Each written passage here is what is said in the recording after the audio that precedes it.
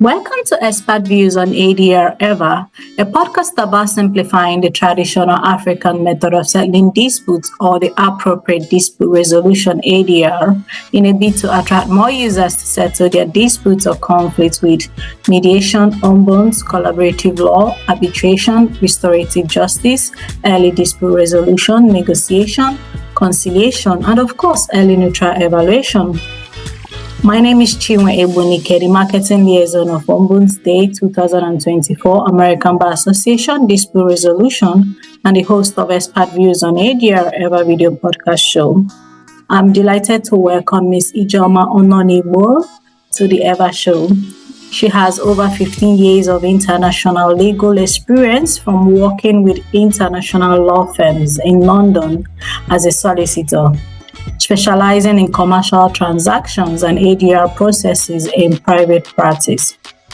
She serves as a distinguished neutral in a number of global panels and is on the Court of Arbitration for ACT, International Arbitration and Mediation panels. She is also a member of the London Maritime Arbitrators Association. She wears many hats. I've left the link to her profile. Welcome to the show, Ije. Stop sharing. Thank you very much, Chinwe, for having me. Thank you. Oh, same here. So without further ado, the first question is, what is arbitration and how far has it enhanced access to justice in the UK? Thank you for that question. Arbitration has actually enhanced access to justice in the sense it has helped a lot of in resolving commercial disputes. London, as we know, is one of the legal jurisdictions with an all-encompassing provision of legal framework. One of them is arbitration, mediation, and now the new concept of online dispute resolution, which I'll speak about later on.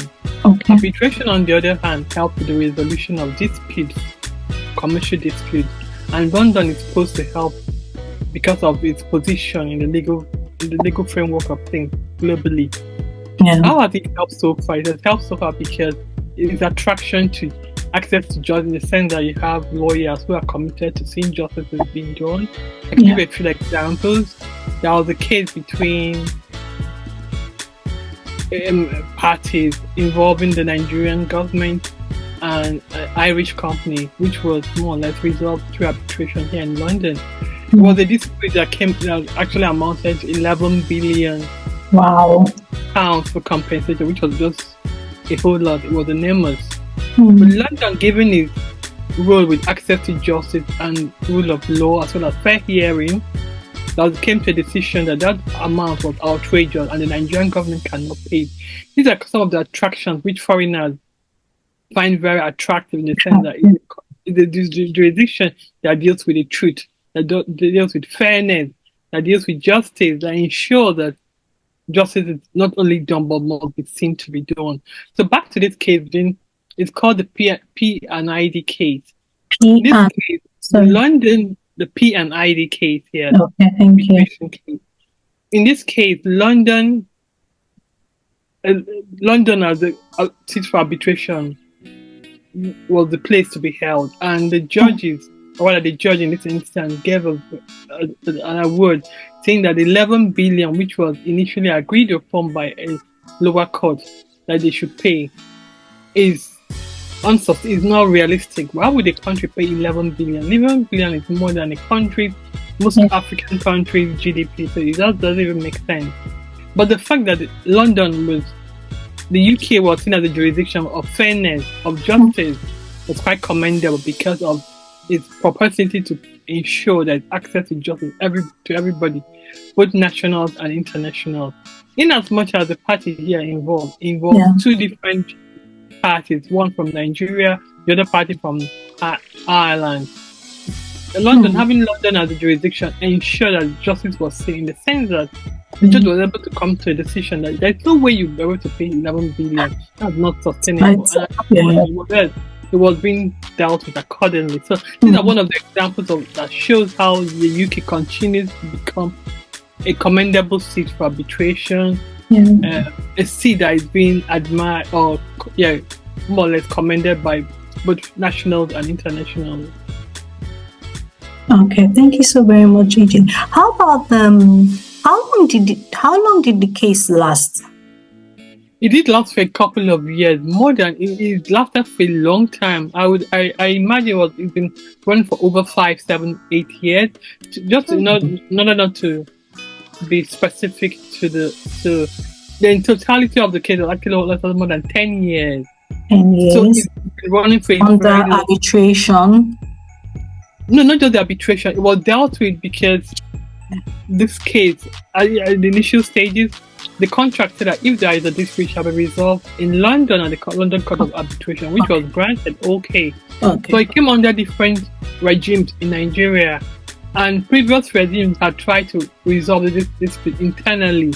Yes. However, it wasn't resolved internally, so it was brought to London, and a previous judge had given a decision, and had gone back to it. So there's been lots of tussle in this case. Some in Nigeria, some in the UK, some in Nigeria. Eventually, the final decision was made in London sometime last year, 2 years ago. Yeah, last year, I believe last year.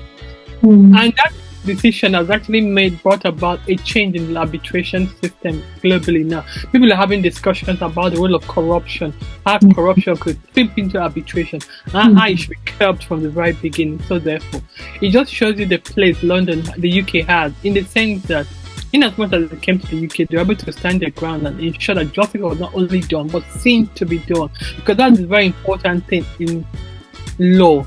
Law states justice must not only be done, but must be seen by an outsider to be done.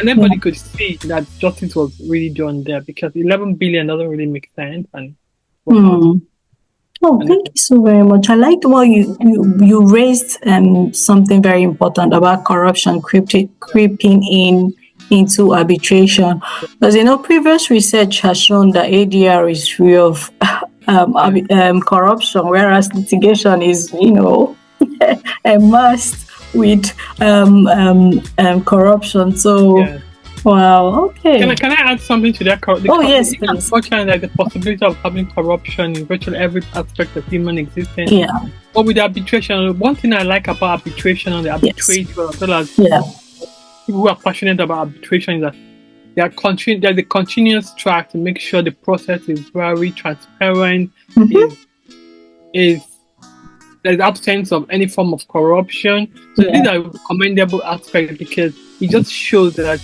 arbitrators as well as users of ADR mechanism are keen to see that this process is as clear and as transparent as possible to everybody, both the users and the intended users. Okay, it's really an impressive way forward. Can you elaborate on what arbitration is, especially the features of arbitration? Yeah, thank you. Okay. Arbitration, the resolution of disputes through arbitral method. What I mean by arbitral method in this instance is, when there is a dispute, you have a right to go to court. That's the traditional method of resolving disputes, court trial, taking the matter to court. However, there's a concept in which you can have it resolved by arbitration, in which a neutral party comes in between the parties. Because in parties here, you have two parties involved in a dispute contending over an issue. So therefore, the neutral party comes in, which is the arbitrator. The arbitrator steps in now as a neutral to ensure that the dispute is resolved amicably, following some guidelines, depending on which guidelines the parties have chosen. Because the good thing about arbitration is that the parties have monopoly, they have the right to decide on how this matter shall be resolved. The arbitration, whether they want it by ad hoc or through an institution, up to the parties to decide.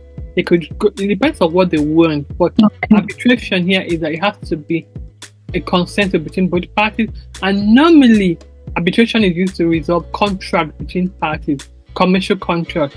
When it comes to domestic matters, mediation is always more or less preferred, because it's totally different from arbitration. Mediation is used because it has a different concept, but in this instance, arbitration is usually used for commercial contracts, commercial purposes. However, the parties must have agreed beforehand. Like if there's any dispute that arises throughout the contractual process, that it should be resolved by arbitration. So these parties must have agreed prior to the commencement of the. So thank you. So the features are the parties would have to consent to it. They have to consent prior. They have to consent to it. Yeah. It has to be.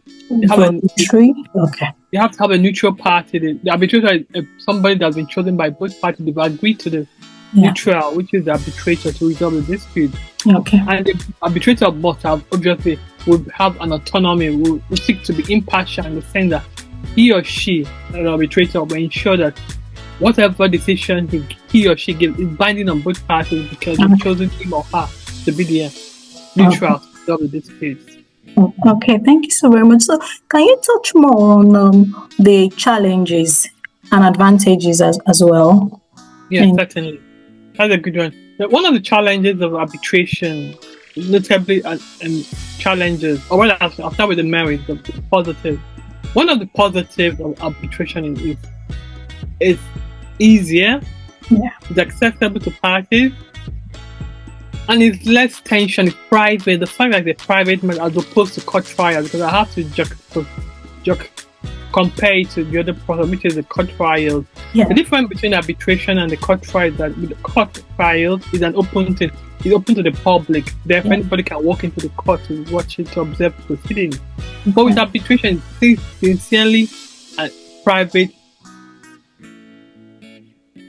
space where both parties should be free to air their views and to say whatever it is. It's normally a private session, so it's not open to the public, except there's consent given by the party. But more often than not, it's always a private session. So that's one of the advantages, the private thing. Then the neutral, the arbitrator is chosen by both parties, so therefore they have a say in who they want to be the arbitrator. So no one feels there's any bias or any impartiality that will be seen. No, rather it's something that both of them have agreed to. Therefore, there's this calmness, there's this agreement to the process. Then thirdly, arbitration is acceptable. Is under the New York Convention, is accepted by most countries. When there's an investor involved in it or a country involved in it, arbitration becomes a better option because it's easier for an investor to go into a country and invest, with the hope that if there's a dispute, can always go to the arbitration court, and the country is subject to the New York Convention. It's globally accepted. So the other question will be, why wouldn't you go to a law court? The challenge there with going to a law court as a foreigner, you probably wouldn't even know the ins and outs of a court. You wouldn't know the processes required to go into a court. But with arbitration, you know that this country is a signatory to the New York Convention, therefore you're covered. So you can go into a country and invest. These are one of the advantages of arbitration. So there is this calmness, knowing that it's a globally acceptable means of resolving dispute. It's transparent, it lacks any form of bias. So these are the advantages I could say in a nutshell. And with regard to the advantages of arbitration, coming to think about it, the disadvantages are quite low, but having said everything that has an advantage definitely will have a disadvantage. Exactly. One of the merits of arbitration would be the propensity, as I said earlier on, for corruption to creep in, just like I said earlier on. However, with this corruption having the tendency to creep in, it's being managed well because arbitrators and drafters are coming up with innovative ways to curb any form of corruption that could come in, and by making sure that everything is transparent. When I mean ultra transparent for everybody to see, because one thing that corruption tries is secrecy, but when there's total transparency, there's definitely nothing to hide, and therefore it curbs all forms of corruption that could arise. So that's one of the demerits, the possibility of having corruption come into it, but it's being taken care of. So I wouldn't really say that as a big disadvantage, but that's something that could potentially happen. But with new legislations, new rules coming up more or less every time, we are aware that these things can be checked. They can be checked properly. Thank you so very much. So what about to what extent or is there any measurable difference between the cost and time frame for settling via ADR compared to litigation? Yeah, that's a very good question. Thank you. In litigation, a case could run for years. Even here in the UK, I've had cases I've worked and I've run for a long time. Yeah. It could be in the county court. It could be pushed from one court to the other to the next. It could file again, refile again. But with arbitration, remember, as I said earlier on, there's something about arbitration that's quite commendable and impressive in the sense that there's a finality to arbitration, which is really important. So both parties have agreed to arbitration, therefore they've agreed that whatever decision the arbitrator gives is final, which is okay, and which more often than not is sustained by the court if it has to go to court. So therefore, one of the big advantages of arbitration, or the similarity between arbitration and litigation, is that with litigation it can take ages to resolve a dispute, which is quite challenging, which can be off-putting to litigants. But with arbitration, there's a finality that comes with arbitration, which means that once it's resolved, and once the arbitrator makes a decision, which is called an award, gives the award, it's final, and the parties are bound to accept it. In cases where one of the parties has actually declined to the award, it could go to court, and if it goes to court, the judge more often than not will go with the decision of the award, because both parties that agree to arbitration from the very beginning, and that matters a lot. That speaks volumes, because the parties have agreed to arbitration from the onset. Therefore, they are bound by the decision of the arbitrator. So therefore, at the end of the day, whatever decision the arbitrator comes up, the both parties will be bound to it. As opposed to litigation, which could go on for a long time. In some jurisdictions, I've heard of cases of litigation matters have actually gone on for 10 years, 15 years. More than that. Yeah, that's a long time. Yeah. So you can imagine having to pursue. I could give an example. It could be someone stole something from you, and you're having to pursue it for 10 years. So it doesn't make sense.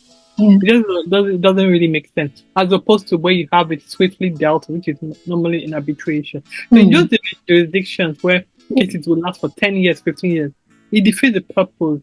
Because at the end of the day, some of the parties could even die in the process because it's taking longer than normal. So in that case, justice has not been done, but it has not even been seen to be done. So it defeats the purpose of equity, fairness, and justice. So, oh, thank you so very much, Ijeoma. So I wanted to ask about cyber security, because in recent years, some of the research I've conducted has shown that there is a growing concern about the use of evidence obtained through cyber attacks, and I'm really interested to know what measures the arbitral institutions or institutes have taken to protect the data of their parties and that of their panelists. That's a valid question in the world we live in today, with technology having going very far. But the good thing, one of the good advantages of the UK, once again, is the fact that they've implemented the GDPR, which is the General Data Protection Rule. Are you talking about the London Court of International Arbitration, or just generally? I'm talking generally about the GDPR. Okay. I'm talking about GDPR, then I'll try and get up to the cyber attack. Okay. One of the good things, as I said again, about the UK legislation is the implementation of the GDPR across board. The GDPR seeks to protect parties, their identity, their information, their data, which is very important. And how does cyber attacks are inevitable given the way technology has grown over the years? So what are the institutions doing about the arbitral institutions? The arbitral institutions are ensuring that GDPR, when it comes to the UK, and I would imagine other jurisdictions like the America, because I've dealt with some matters with regards to arbitration in the Americas, and there's so much emphasis on data protection there too. However, with the UK, one good thing about it is that with the GDPR, your data is protected, and the arbitral institutions are ensuring that this is through compliance. I could give an example. The CIArb, Council of Arbitrators, ensures that your data is protected. So therefore, whatever you're doing in the space within the GDP and within the CIArb, they try to ensure that your data is protected. Both the parties, the arbitrators involved, all the officers involved in the process are protected. In that way, you're trying to minimize cyber exposure as possible. The exposure is quite minimal, therefore the cyber attacks will be curbed. So what are the institutions doing at the moment? The institutions are ensuring that parties comply with their strict guidance, because this guidance ensure that cyber attacks are limited, because all you can do at this point is to limit the cyber attacks. Yeah. Whether you can stop it is a different ballgame altogether, because it comes with the terrain. But what you can do is to limit the effect it could have on parties as well as the officers involved, like the arbitrators involved in the work. So what institutions are ensuring is that to cut down, to curb as much as possible any cyber attack that could happen. Are they really doing a good job? They are doing a good job based on the facilities available to them, which is quite commendable. So arbitral institutions are working within the framework of ensuring that they limit as much cyber attacks as possible by ensuring that processes are followed. These processes are in line with the guidelines set up by individual institutions. You have one by the different institutions, the ICC, or you're talking about the London. It all depends. They all have different guidelines which must be followed accordingly. Okay, thank you so very much. So there's so much talk about third-party funding. So has it enhanced access to justice? What do you think?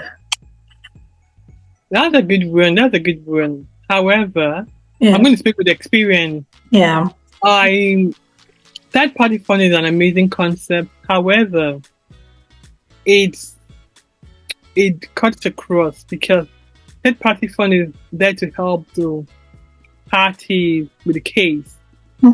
However, in recent times, because as I said earlier on, London is a jurisdiction that attracts international disputants from all over the world, from the Middle East to the Russian state, from North America, from the African continent too.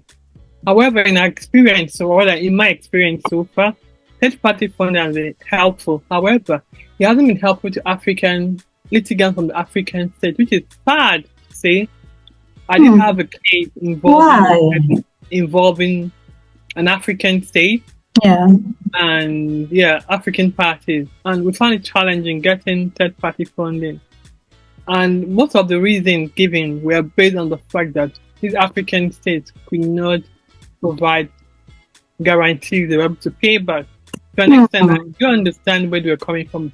I find it very challenging because some other states, without having to go into details, were not left much better, but were able to get funding. So I found there's a disparity between the disbursement of the funds in third-party funding. But if the question is it helpful? It's really helpful to parties. It's commendable. It's worthwhile because it helps parties at the initial stage, which is when they need the funding. So it's something that has to be applauded and encouraged. However, parties from the African state tend to have challenges getting this funding. I've been laying hold of this fund, which is rather unacceptable. Yeah. Also, what would you say? Would you say that arbitral institutions, they've embraced DEI, diversity, equity, and inclusion? Yeah, there's been a marked difference, definitely. There's been a marked difference with that. Yeah, definitely. Because when I came into this space in 2012 for thereabout, it was very challenging. There were very few black females, but right now there's so many roles out there, So there's diversity for sure, there's inclusion. I don't feel like I'm the only one in the space. I feel there are lots of black ladies like me striving and working hard who enjoy what they do. So it's a space that's actually welcoming and all-encompassing, which is quite encouraging, and I really admire it a whole lot. But like I said, when I came to the space in 2011-12, it was quite an island in the sense that there were very few black ladies. Yeah. The space of black people, but now it's quite common to see lots of black people. So it's been a welcoming concept so far. Okay, thank you so very much. So the last question is, what is your advice for potential users and people pursuing a career in arbitration? Yeah, my advice is a hot spot. Delve into it right now. Is an amazing sport. Arbitration, it's so amazing. I remember when I was in school, when I was in University of Nigeria, Enugu campus, my lecturer, late Professor Guy Ejiofor, when he taught us arbitration, Yeah. I enjoyed it from there, but it did sound very strange to me. But I knew I loved it. I enjoyed it at that point. And I said to myself as a young student then, I'm going to do arbitration when I grow up. And thankfully, I'm doing it. So my advice to anyone passionate about resolving disputes is delve into arbitration now. It's a wonderful concept, a wonderful field. It has lots of opportunities. There's climate change. There is arts that could do. So many things can be resolved by arbitration, which is very okay. Yeah, because the law courts are important. They have the place, but arbitration has its own place too. And arbitration is commendable because it's all encompassing. It could deal with different areas. It could be the climate. It could be arts and culture. It could be whatever I can imagine. Everything.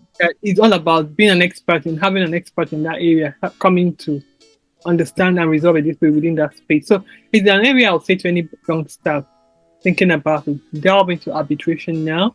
And also there's also the one called online dispute resolution, which is resolving disputes online. Yeah. Arbitration act, which is the e-arbitration. Arbitration online. Yeah. And with the way technology is coming, I won't be surprised in the next 5-10 years it becomes the thing. The arbitration. There's a possibility of that. Resolving disputes through arbitration online. It's possible because the way technology is going is quite fast and it's all embracing. So I'll say to youngsters, think forward, think outside the box. Don't pigeonhole yourself. It wasn't be going to. Law courts are very good. Don't get me wrong. I enjoy going to court. I enjoy advocating. It's amazing. However, arbitration has its own space. It's amazing. Having to sit down and write those awards. It does something to my spirit. I have to use the word. I just have this stain when I'm writing the word. It's so beautiful. When I write the award, it's just an amazing feeling. So I say to any youngster, delve into the ocean right now. Don't waste time.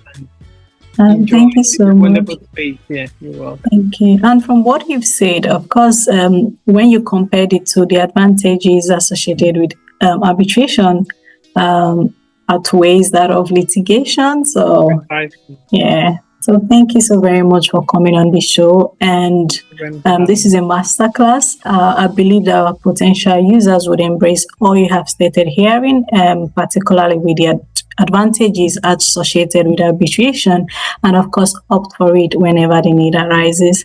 Thank you for coming on the show. I'm so grateful. Cheers. Bye. Take care.